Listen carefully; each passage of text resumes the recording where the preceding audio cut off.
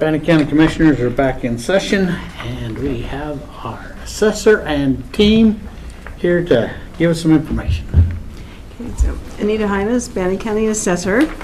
We appreciate this opportunity. We did this last year and felt like it was a really good thing to present to you where we are, what we're doing with our values. I'm happy to say that I just pushed the button on the print button today, so Master's Touch has all our notices, and they will be going out hopefully within the next 10 days. So they will be out on time, but hopefully beforehand. What is the statute deadline? They have to be in the mail as of the first Monday in June, Okay. which is June 3rd. And so we are before that. And so we're excited about that. Our notices are, just for your information, our notice have changed a little bit this year. So we're going to have 2 years worth of tax dollars on them and 3 years worth of value on them.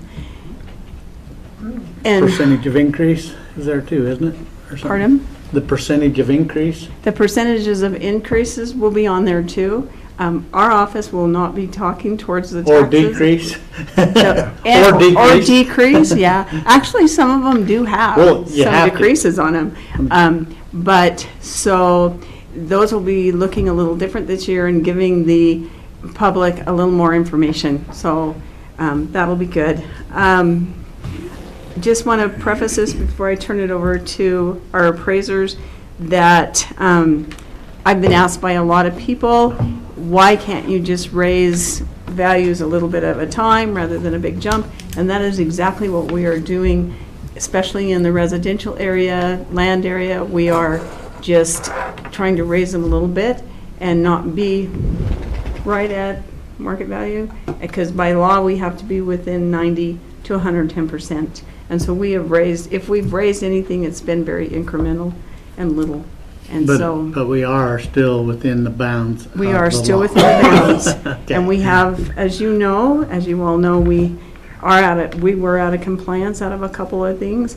We're hoping when they run their final ratio, and we've run our own ratio, but when they run their final ratio in July, we should be within the bounds, yes. So that being said, I'm going to turn the time over to Joshua Stokes, who is our residential appraiser. He's a certified appraiser. He's also our analyst. So we're going to turn the time over to him, and then following him, we'll turn the time over to Jason Hooker, our commercial appraiser. That work? Okay. All right, my name is Joshua Stokes with the Bannock County Assessor's Office, and we're going to be doing the 2024 market analysis. My portion will be on all your, everything but commercial, in essence. For this part, the topics is more for your reference if you're looking at it later. I won't go over that for now. So we'll go to the first graph with the median home sales over 5 years. When I start off, I like to get an idea as to where we sit as a county compared to Idaho as a whole, and as compared to the United States. And as you can see, over the past 5 years, we've been steadily increasing every year, but we still sit well below the median values that we're finding in Idaho and the United States as a whole.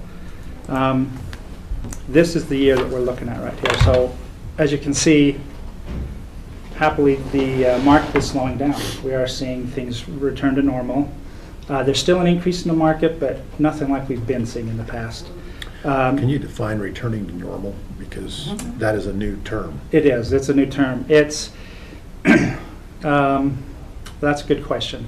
We've seen some pretty big increases, as you can see.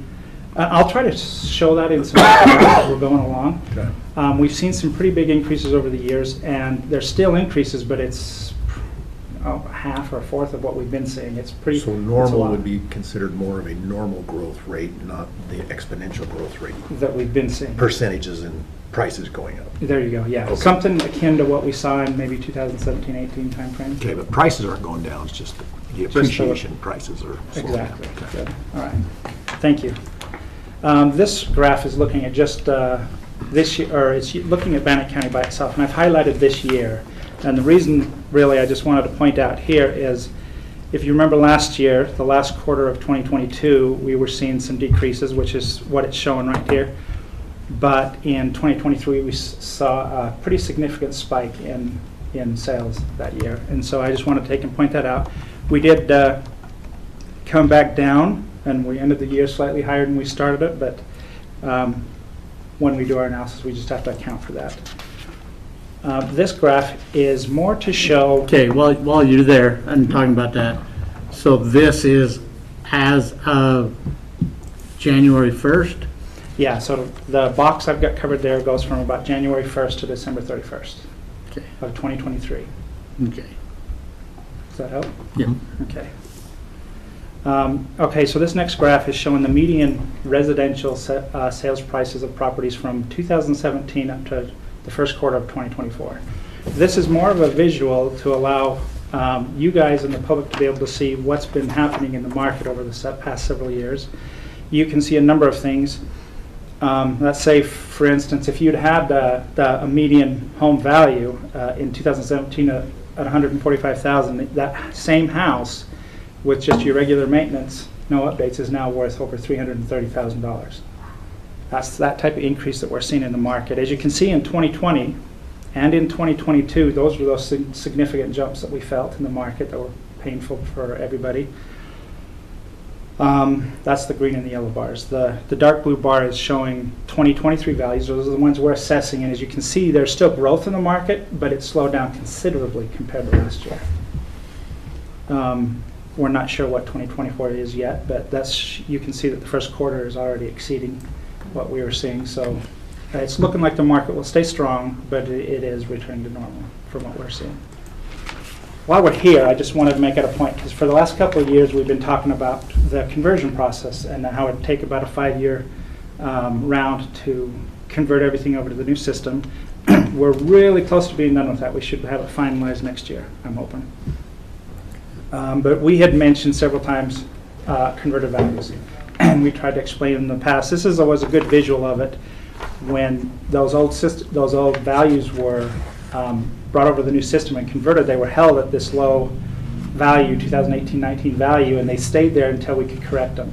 And then they were brought up to market value, and that's why sometimes they see such a significant increase.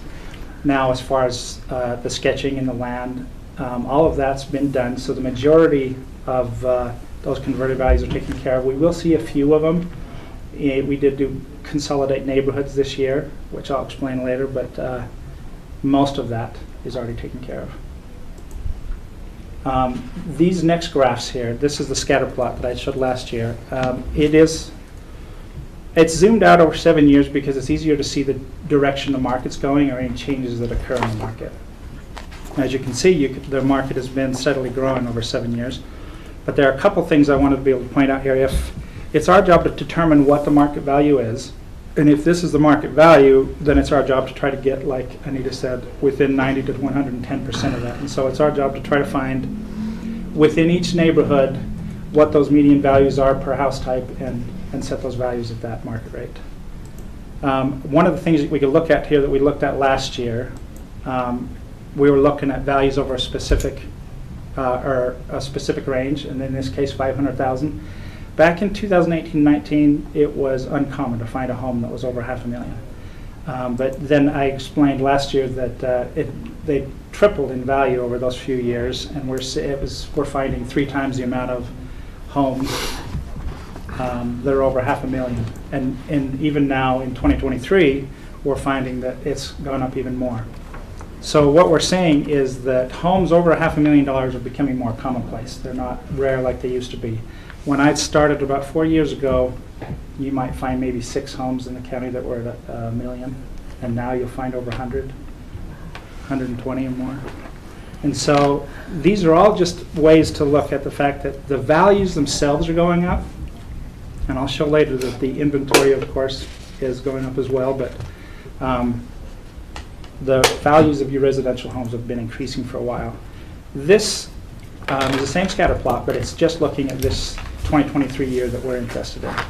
And this is part of the reason why I will go back several years, is because it's a lot easier to see the changes in the market. When you're looking at this, it's a little harder to see. So I put the assessed value in there, which stays the same all year, and compared it to the sales trend. As you can see, the market, this is showing the market slowed down. There's still growth, but this, I guess, would be a good way to show that it's returning to normal. There is growth in the market, but it's not. It's more of a historical normal Yeah, rate. a historical normal rate. There you go.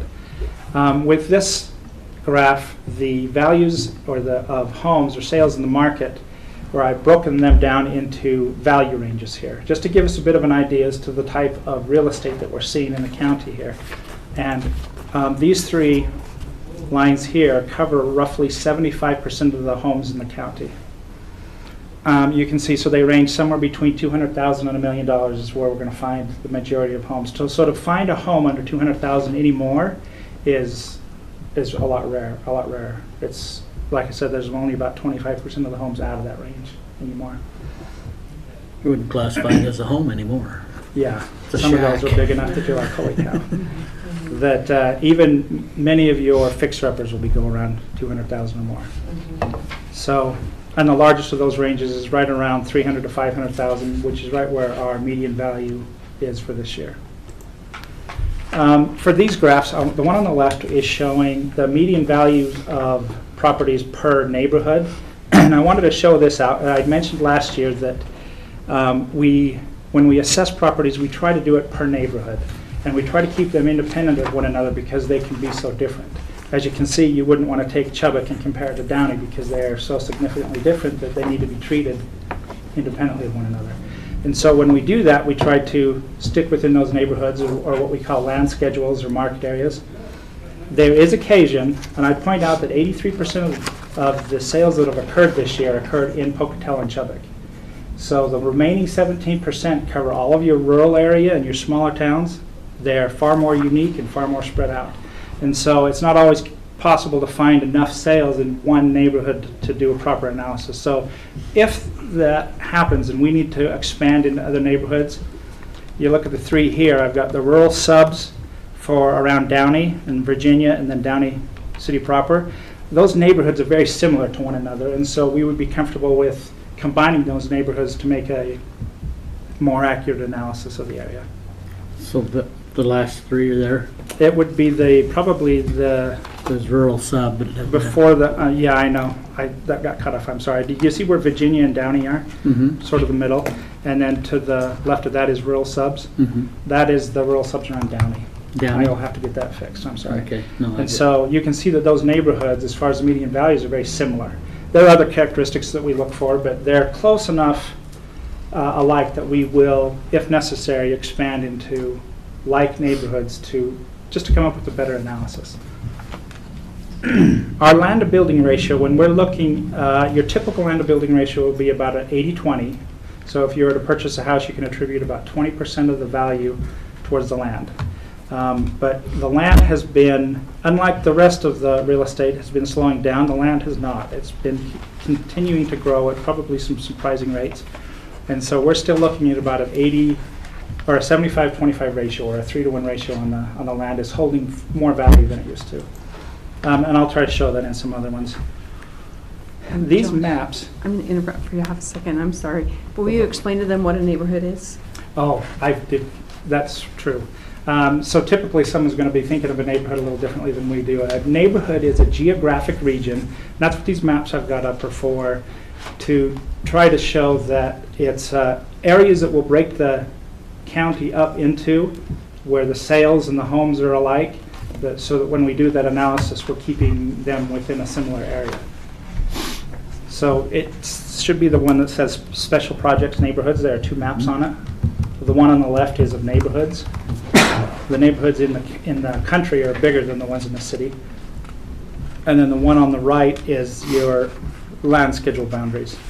There's not a lot of information there. I just wanted to give a visual of what I'm talking about when I refer to a neighborhood. It's just a geographical region that'll hold 3,000 to 5,000 homes in a specific area that are similar in where they're located and types.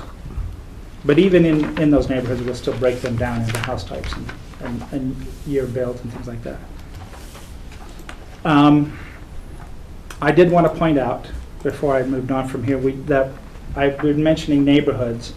When we converted from the old system to the new system, the best way for them to move information from that old system to the new system was through the neighborhoods. And a lot of that information was moved over. But once we have it in ProVal, which is the new system that we're using, those neighborhoods become unnecessary. And so this year we consolidated several of them. So we cut them down by about 60%, so that it helped to increase the equity in the areas, in the neighborhoods that we were now analyzing. Well, neighborhoods were pretty important the first year I was here. They are, When it had so many appeals, yeah, we they're couldn't, quite a we bit. couldn't have done it without having neighborhoods. Absolutely. And they're still going to be vital. All of the pricing is tied to that in the CAMA system, the computer-assisted mass appraisal system. But now we're down to only using the ones that we actually need instead of having so many unnecessary ones.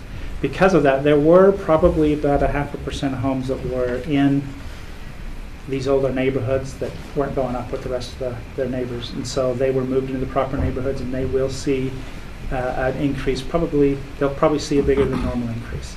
Less than what we've been seeing in the past, but kind of like we will be, they'll be equitable with their neighbors now. I'd mentioned to you that the land was going up, so I put together a graph here of the median values of bare land along with the sales counts. And as you can see here, from 2020 to 2023, the land has been steadily increasing every year.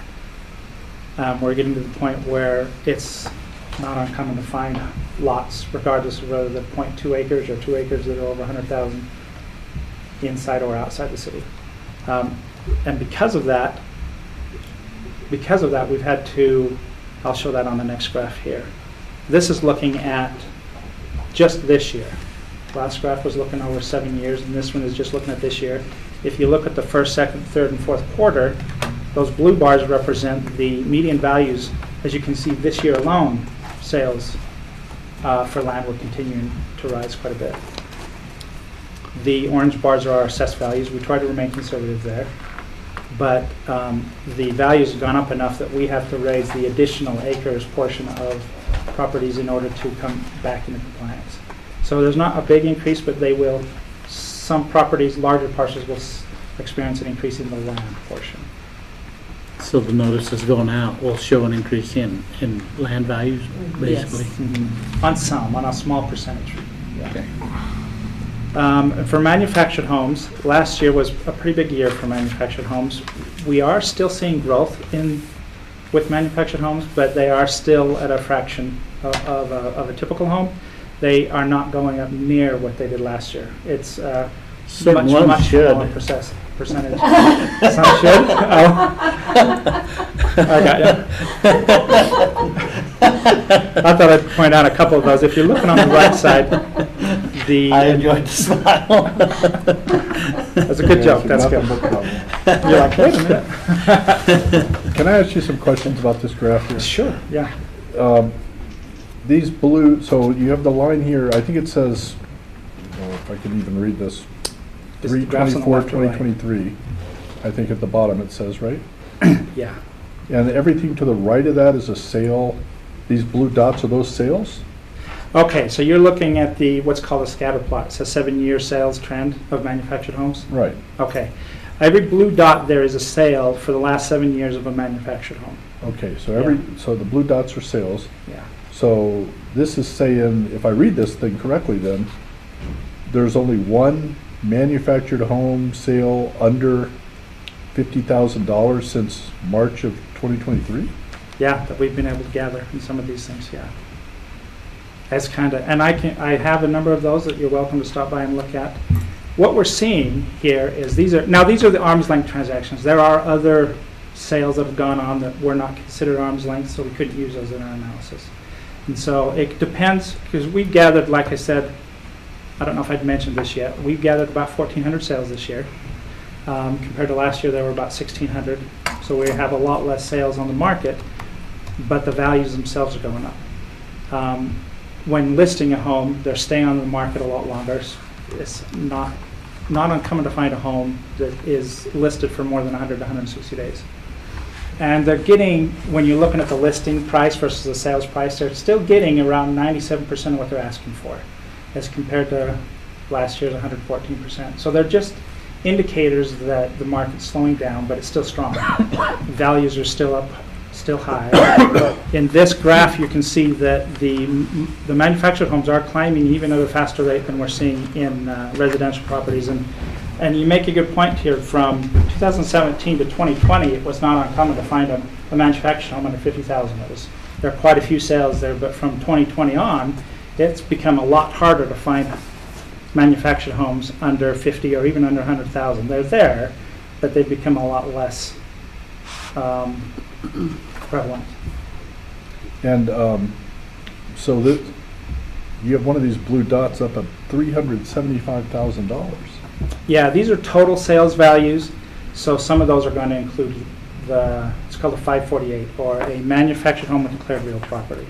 I'm sorry? Right, so it would include land. Yeah, so It it'll probably include includes land. the land So as some of these well. higher ones are just, they'll include land with the sale with it. Yeah. Gotcha. Did you have any other questions, or do you want me to? No, that was enough questions. Okay, yeah, you're fine. Ask all you want. That's great. There are a few other things that we look at when we're trying to determine what we're seeing in the market, and that is here we've got new parcels per year on the left, and new building permits on the right. And as you can see, over the last 4 years, our building permits have more than tripled as what we've been able to gather, and we've got new parcels upwards to 580 parcels, or 600 new parcels in a year over the last couple of years. And so we're seeing not only that, land is being developed and sold. So this has shown us the inventory in our area is going up as well, quite a bit. And we've had quite a few people come in and request changes in zoning, and this just follows the same pattern. Good. So there are the three things mainly. To sum up, before I give it to Jason, there will be a slight increase in some of the bare land, probably normally more rural parcels will see it. There will be parcels that were incorrect or that hadn't been visited in about 5 years, and so there were new updates that we needed to account for. Those are things that will happen every year. We'll see those this year. And then there are, like I said, there was a small percentage of homes we found in neighborhoods, in old neighborhoods, as we consolidated, they came up, their values will come up a little higher, but are now equitable with their neighbors. So all in all, I'm hoping for a quiet pre-BOE, BOE, knock on wood, but it's looking pretty good this year compared to what we've been seeing. So last year, we had a lot of people from the Lava Ranch area that appealed. Thunder Mountain, Thunder Mountain. yeah, and I doubt you'll see too many this year for any real reason. There's not a lot of change there. I mean, some of that was bare ground and stuff, so that's what I was. Yeah, there I was is. a little curious. Yeah. Sorry, I know my time's actually up, but there are some subdivisions where within those subdivisions, the land is being sold for 2 to 3 times what we were finding around it. And so rather than increasing the value everywhere, we were just increasing the value within subdivisions to account for those changes rather than raising the whole area. Okay. So some of those subdivisions will see increases, but within them are several sales to support it as well. Thank you. So I'll let Jason take over from here. Okay, thank you. Jason Hooker, Commercial Department. We have found that commercial properties are definitely going to be a bit more of a wild card this year than residential properties. The packet that you have with kind of the blue cover, this is something that we are putting together to make available to all the commercial property owners to kind of walk them through things that we've seen in the market, projects that we've undertaken ourselves. But to kind of go through that, when we started out and we looked at what our goals were for this year's assessment for commercial properties, as every year, we're looking for opportunities to make things as fair and equitable as we can, and we're always looking for, are there any new ways that we can improve that equity among these properties? And another big challenge that we had was the tax commission. As you guys have, I'm sure, seen, number one, with our assessment, when they do that preliminary ratio study every year, commercial was found to be low. And so when those happen, we have the task of figuring out how to raise that category up to where it needs to be. Also, with residential and with commercial previously, you know, we always hear we have to be at market value plus or minus 10%, that 90 to 110. Well, the tax commission now, they really want to see that commercial property 95 to 105, so they've tightened that up quite a bit. So that's one of the things that we've worked pretty hard on to figure out how do we get there. And with commercial, we didn't want to just raise all of commercial to get to that number and raise it a blanket amount. So we looked for different opportunities we could do to bring just the affected categories into compliance, essentially. And then while we're doing that, we're also working to try to strengthen our relationships that we have with those stakeholders, with these different property owners and investors that are out there. Because the more information that we can share back and forth, the better we can make the whole process. Some of the things that we learned during our appraisal analysis this year for commercial properties is, I looked at some numbers this week, and commercial properties actually only make up about 6.8% of all the parcels in Bannock County. And when we do that annual appraisal and analysis, we're going to see some increases. We're going to see some shifts in values this year. And so some of the three biggest reasons I wanted to touch on that are going to cause those changes. First one is market changes. As we look through there, we have found that there are many segments in the commercial market that have continued to improve, and people are still getting a pretty healthy amount for a lot of these properties. The second thing that can cause a large adjustment in value is something Josh touched on earlier about completing a conversion. With commercial this year, we finished converting the last chunk of commercial improvements. And so anytime we go through and we take a building that we're going to convert, essentially to simplify the process, we're drawing it in our ProVal system. We're making sure we've accurately classified it, what type of building it is, how old it is, the shape it's in, those sorts of things. We want to make sure we're calling offices and retail. When we do that, during that conversion, there are times that we'll see a big shift. Sometimes it's a jump, sometimes it's a drop. But the first thing we do when we do that is take a fine-tooth comb across that file. Did we get everything right?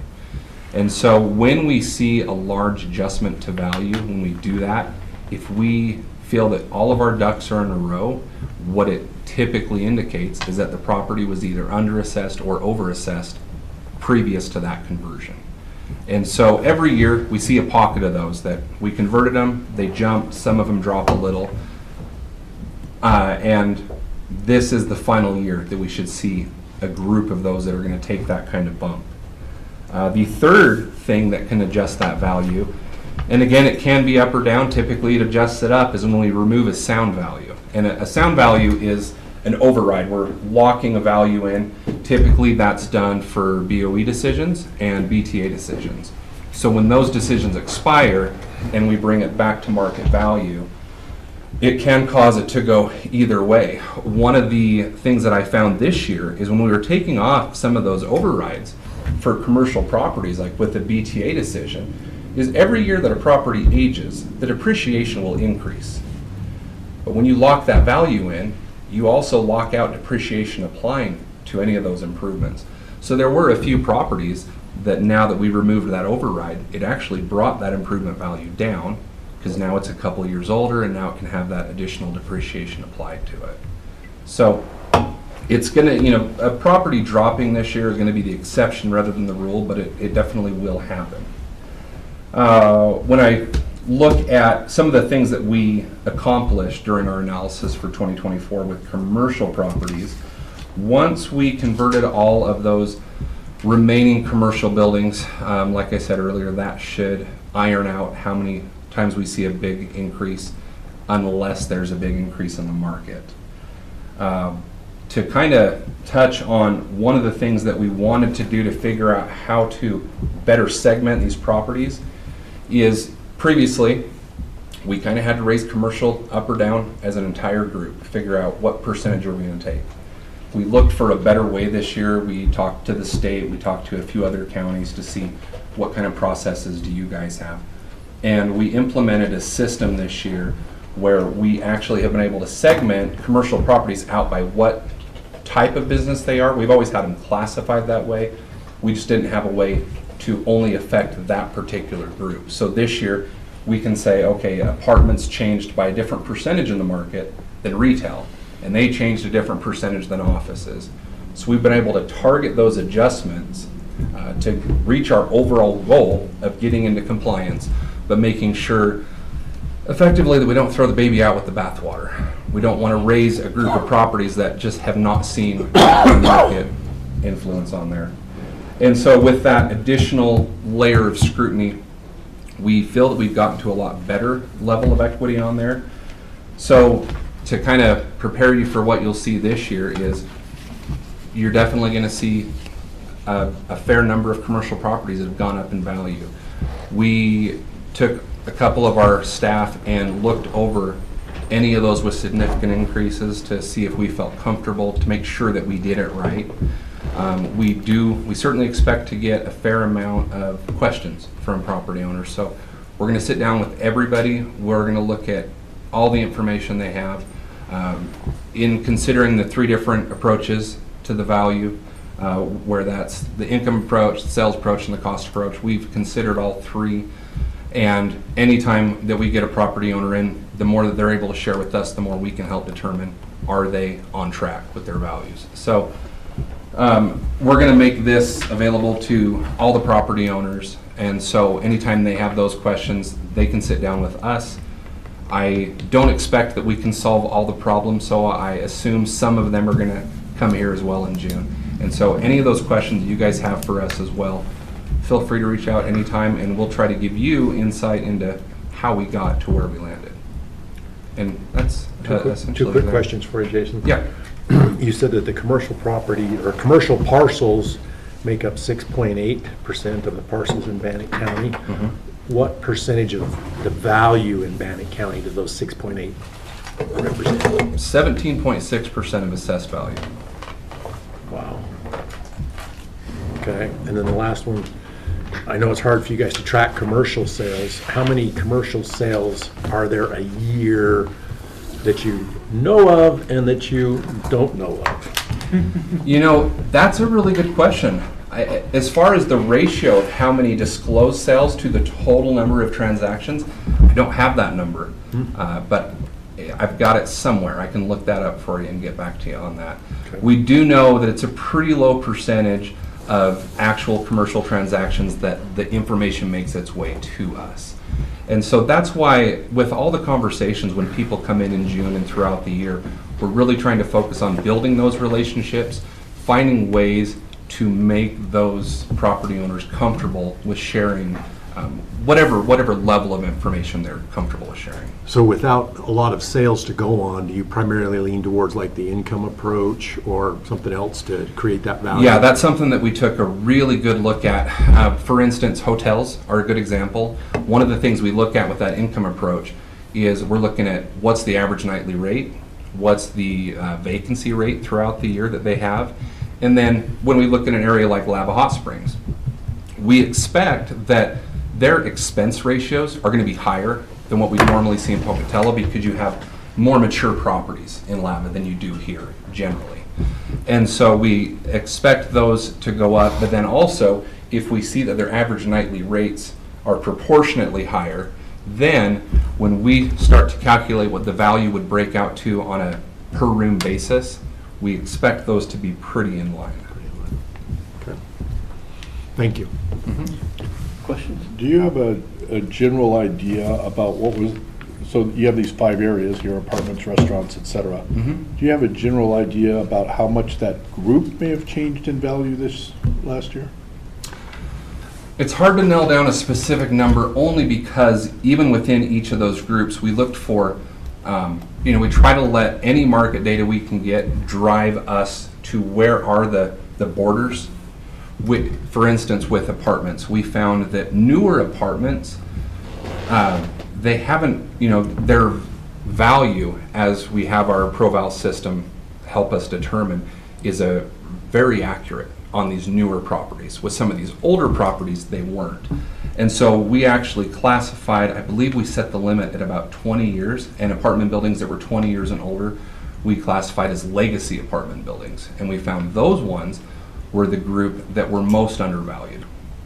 So then we start looking at the income approach. We don't get a lot of sales on those, so we say, well, what are the market rents in the area, and how do they stack up based on their relation to that market rent? We do cast a wide net when we need to for sales where it's appropriate to go a little bit wider. When we look at stuff like large apartment buildings, hotels, national chain retail, those are ones that it's generally reasonable to cast a statewide net to see what they're selling for. A lot of those properties are going to sell for a pretty equivalent rate per square foot across the state. But in regards to those specific percentages, I can see what I can work up to see if I can give you kind of a clearer picture of which categories are going to take a relatively uniform jump. Did any of these categories decrease in value? No. No, we didn't have any categories that decreased in value. We had a couple that we had to dig and try to figure out why it appeared they went up so far. I mean, if you had a category and you only have one sale in that category, and that particular sale sold at 80% above the current assessed value, well, it's not enough data for us to say we're going to take that whole category and move it. We need to have enough data points to feel comfortable that we're making a well-informed adjustment. I would assume with all the apartments and the increase in rent over the last 2 or 3 years, that's had a huge impact on your valuations. It has, and we've had a lot of good conversations with property owners for apartments. One of the things that we've heard a lot is some of these more established apartment buildings, the ones that we would refer to as a legacy building, there are situations where the owners of these complexes haven't gotten their current rents up to what the market rent would be. And you know, there's a myriad of reasons there. One gentleman that I spoke to said that he's got really good tenants, and if he raises, he's worried he's going to lose them. And that's one of those tough situations, because when we go to appraiser school for commercial stuff, that's considered a management choice. Right. And we can't consider management choices in what we do with our assessment. And so we still try to look, when they have those sorts of concerns, well, do you have expenses that are outside of the norm? You know, we look for, are there any other things in there that could help us indicate if your property truly is not performing with that market level? Okay. Thank you. You got 1 minute. Got Okay, anything to say? I'll wrap it up. I just want to thank my staff. All of my staff over there is amazing. They have worked really hard to get these assessments in line and ready to go, because I've been pushing them to get them out early, and we are accomplishing our goal. And I just want to just thank them for all that they do for us and for that office over there. They're great staff. And just on a side note, please come over and see our DMV. It looks wonderful. And thank you so much. Thank you for letting us do that. Appreciate you. Okay. Thank you very much.